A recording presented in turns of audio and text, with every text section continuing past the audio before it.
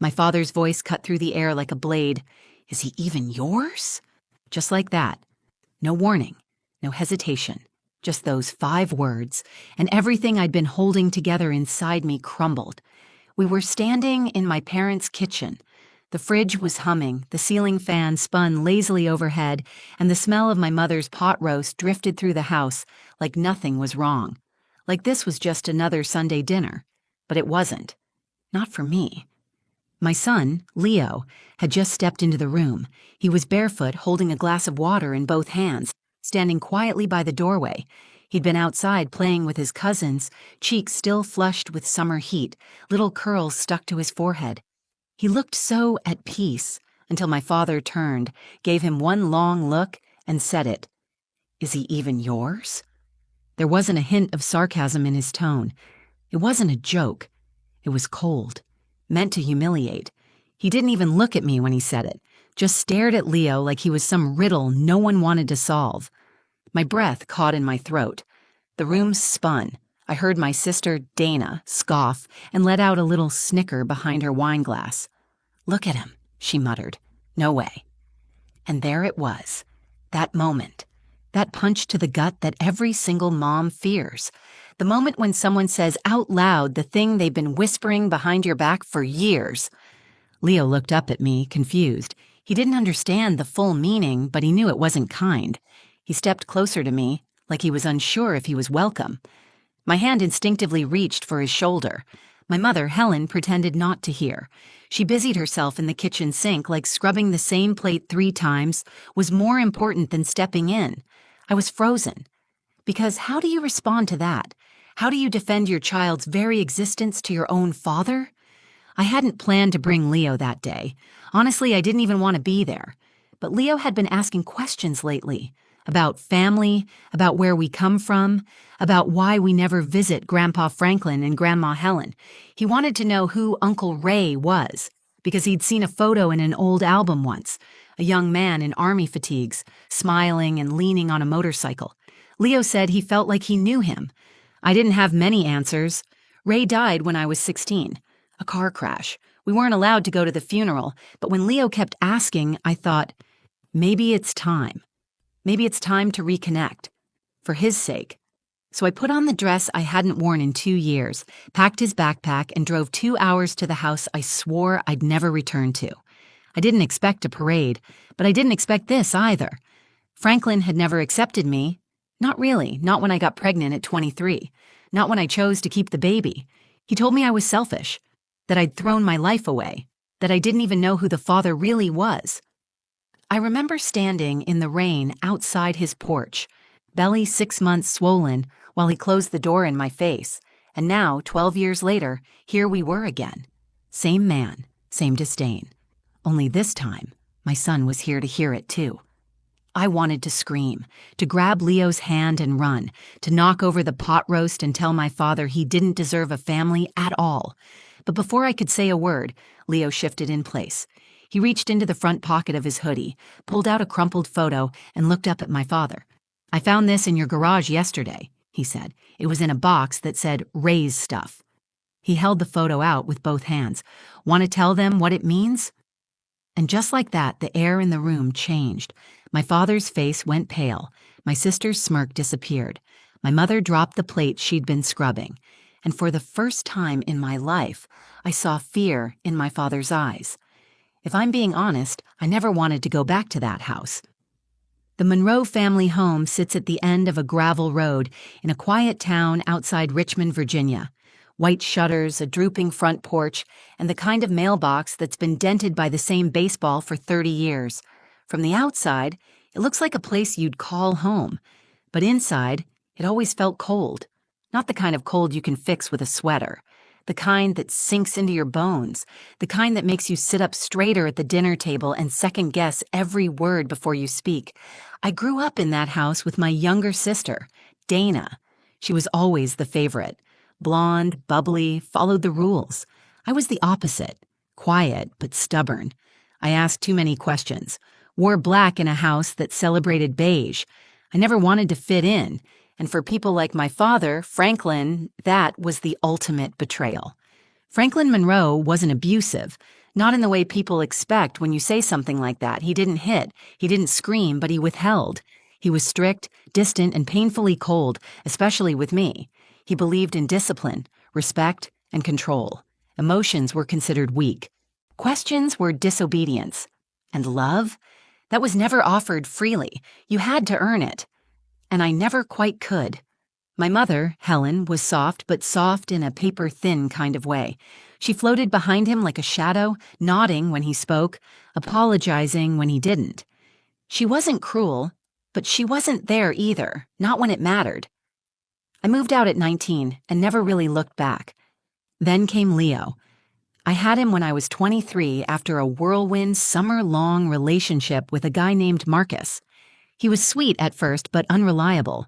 By the time I told him I was pregnant, he was already packing up for a job in another state. He never even met Leo, and honestly, I stopped hoping he would. We didn't need him. Leo was my second chance, my clean slate.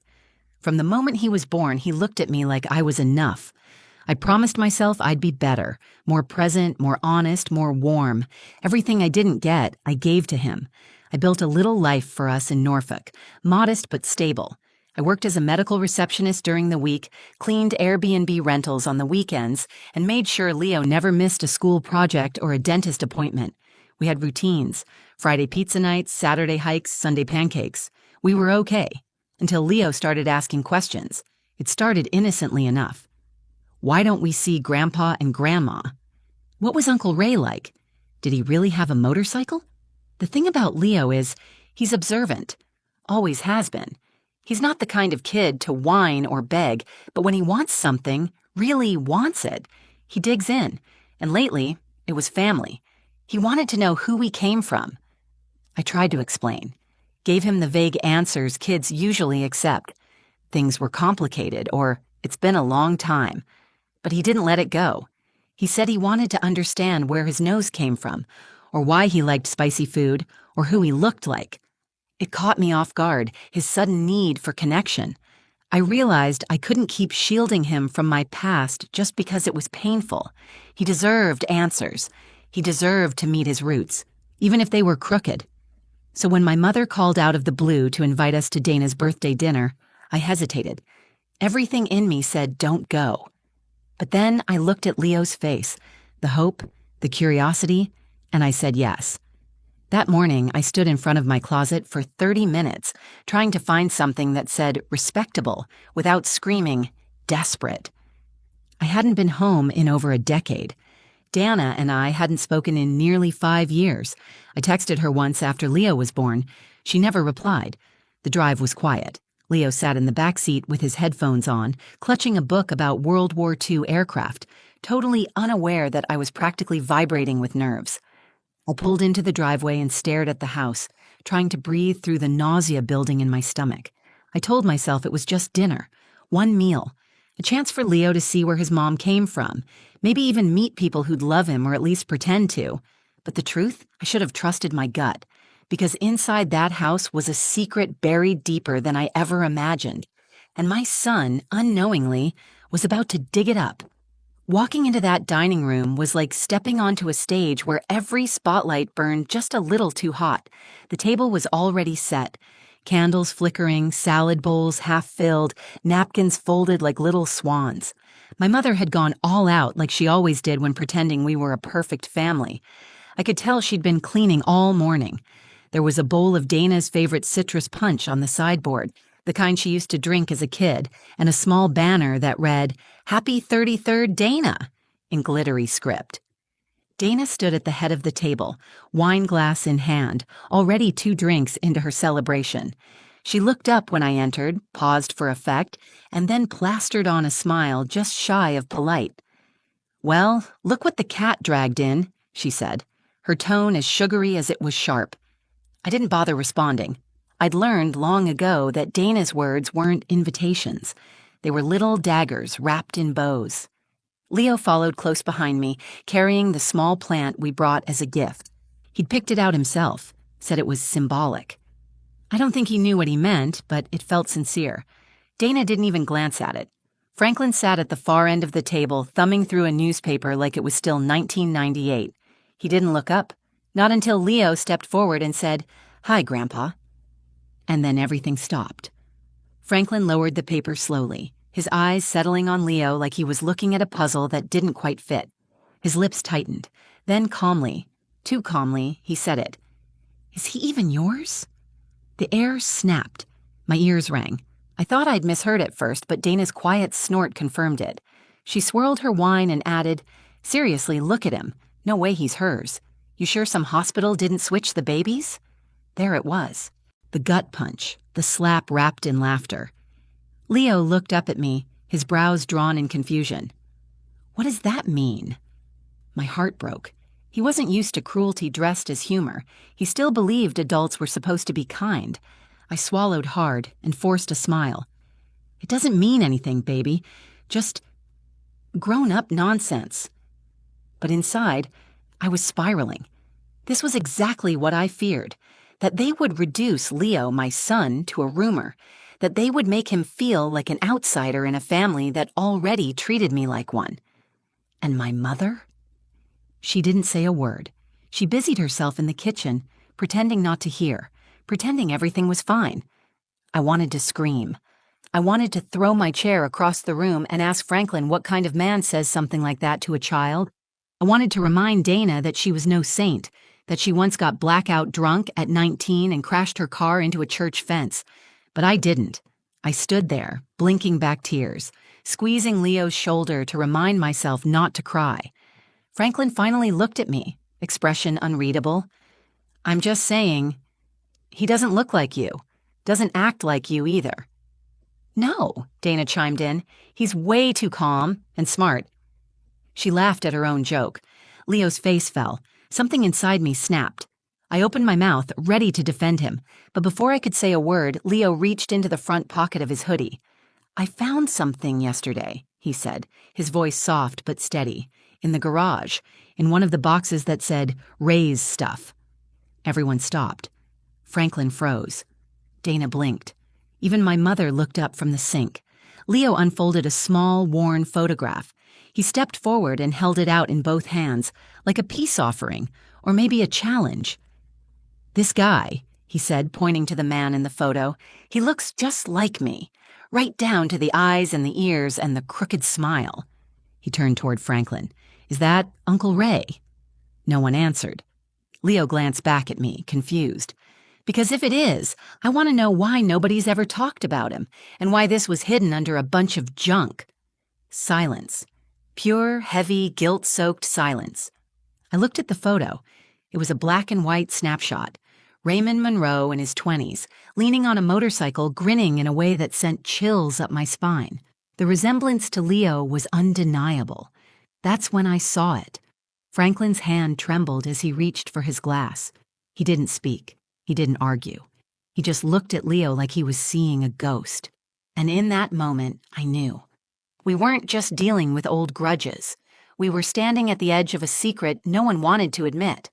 I stood there, holding my breath like if I exhaled too loudly, the fragile truth in that room might shatter completely.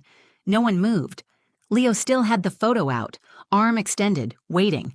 He wasn't angry, not yet, just searching. His eyes kept moving between all of us, me, my mother, Dana, and finally my father, who still hadn't said a word. Franklin stared at the picture like it had teeth. I looked down at it again. Raymond Ray Monroe, my uncle, my father's younger brother, the family hero turned tragedy.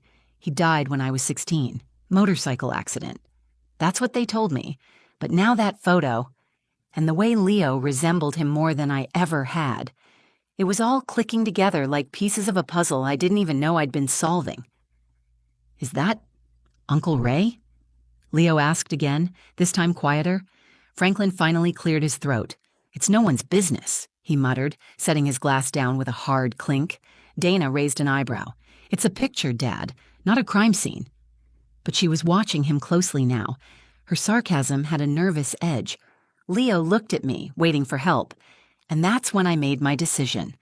I reached out and took the photo from his hand, turning it over. On the back, there was a date, August 1988. Just a few months before I was born, and in someone's shaky handwriting, "Ray and H's weekend trip. Helen." My mother. My stomach dropped. I looked up at her. "Mom, did you write this?" She looked like she'd seen a ghost. Her face went pale, her lips parted, and she gave the weakest nod I've ever seen. That's when I knew. The secret wasn't just that Ray had existed, or that Leo looked like him. It was that I did too. Everything started spinning. My father's resentment, his distance, the way he never held me the way he held Dana, the way he used to go quiet when someone mentioned Ray, how he changed the subject like his name had weight. All these years, I'd thought he hated me because I was different, because I was difficult, because I hadn't followed the path he wanted. But now it was clear. I was a living reminder of something he couldn't forgive. Ray wasn't just my uncle. He was my real father, and no one had ever told me. "Mom," I said again, louder now, trembling, "tell me the truth. Was he my dad?"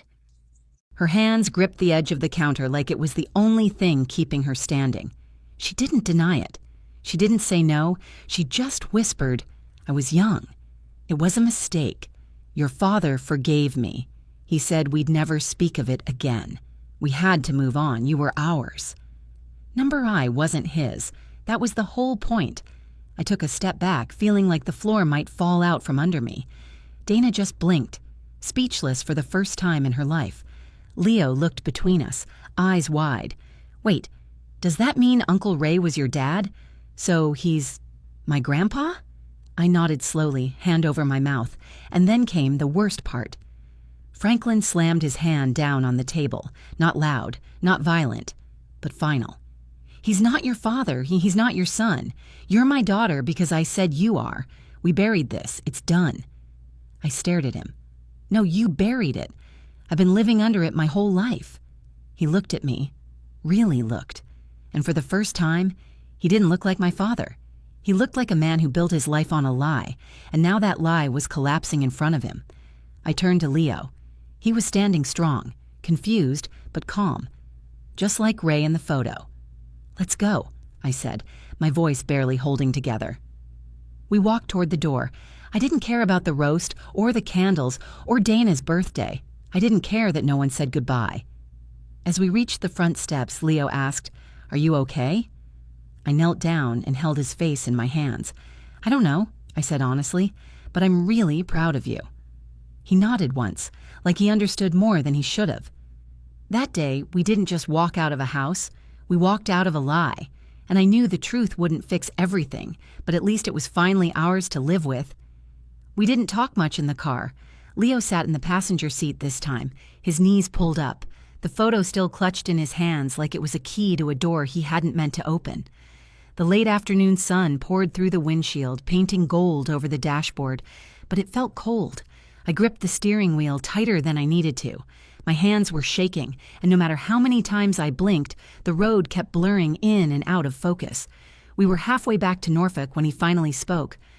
"So, Uncle Ray was your dad?" I nodded. "Yeah, I didn't know until today, but now, it makes sense." He turned the photo over in his hand. "You kind of look like him too, especially the smile." That hit me harder than I expected. No one had ever told me who I looked like. People always said Dana looked like Dad, that she had his eyes, his walk, his attitude. I was the mystery child, the one who didn't match. Now I knew why. "He seemed cool," Leo said quietly.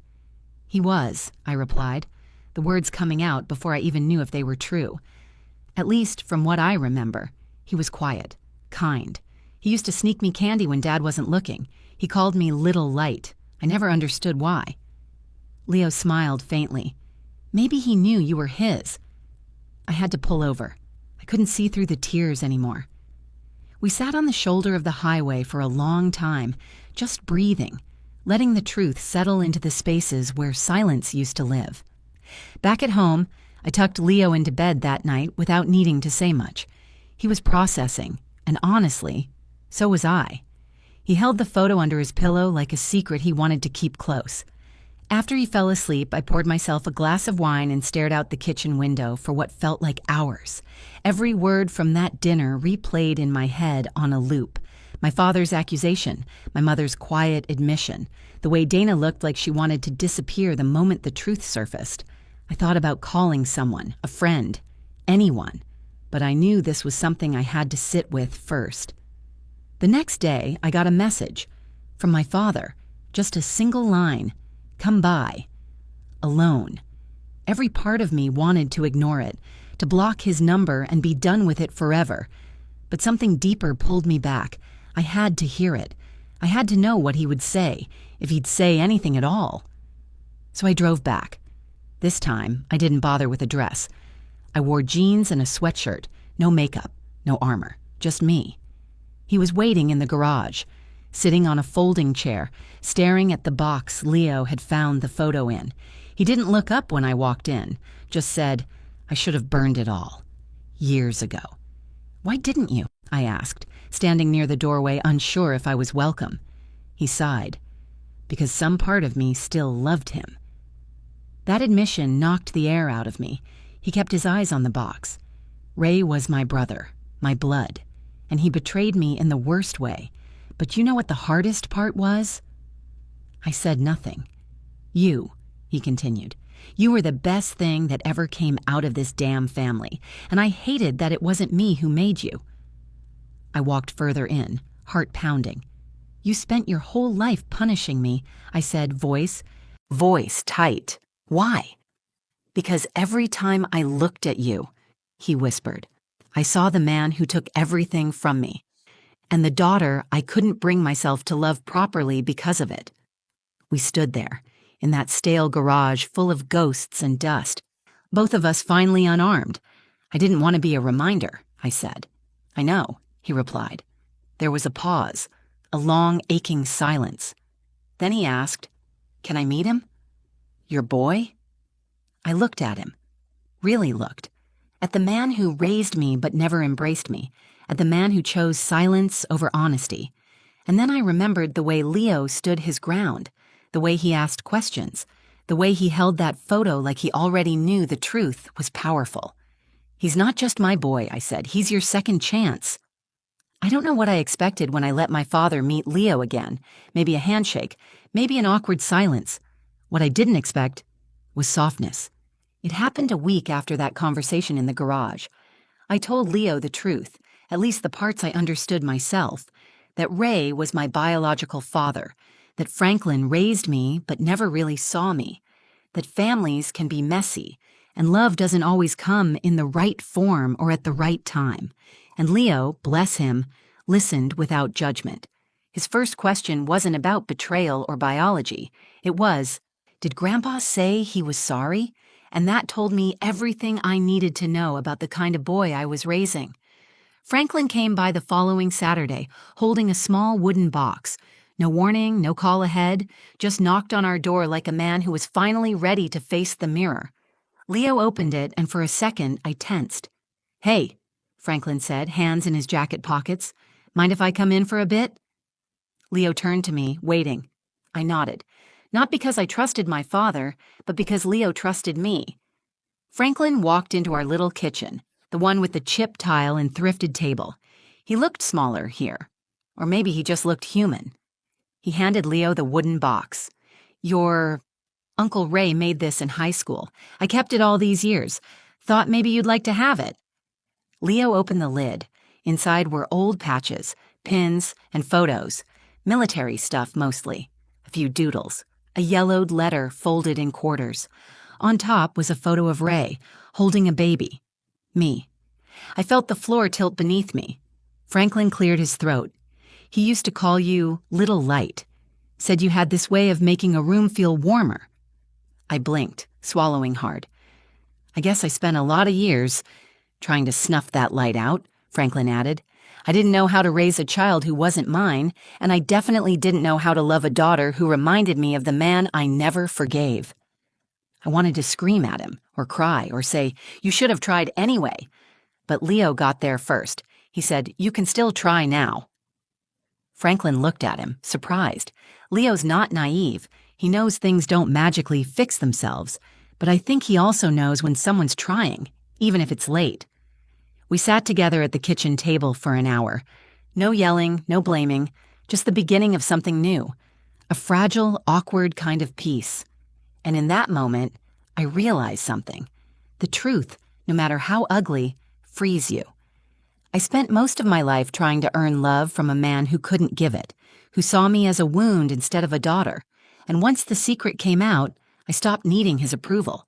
I stopped wondering if I was broken. I stopped shrinking myself to make others comfortable. Because the truth is, I was never the mistake. I was the cover-up. And now, I finally get to step into the light that someone once saw in me and that my son helped me rediscover. Dana hasn't called. I didn't expect her to. I don't know if she's angry, embarrassed, or just tired of pretending, but I don't need her approval either. Some people walk with you through the storm. Some people throw rocks from the shore.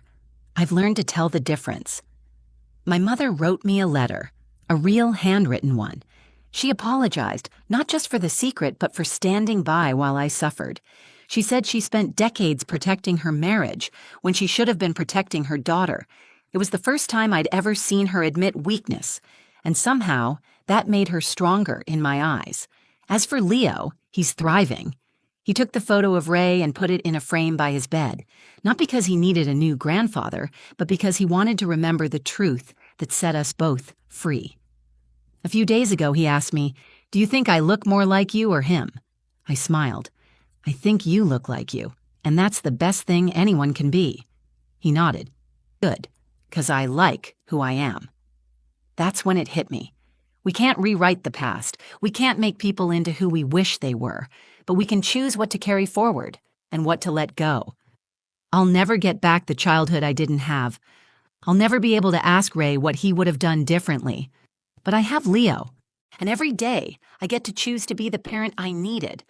That's the legacy I want to leave. Not a perfect family, just an honest one.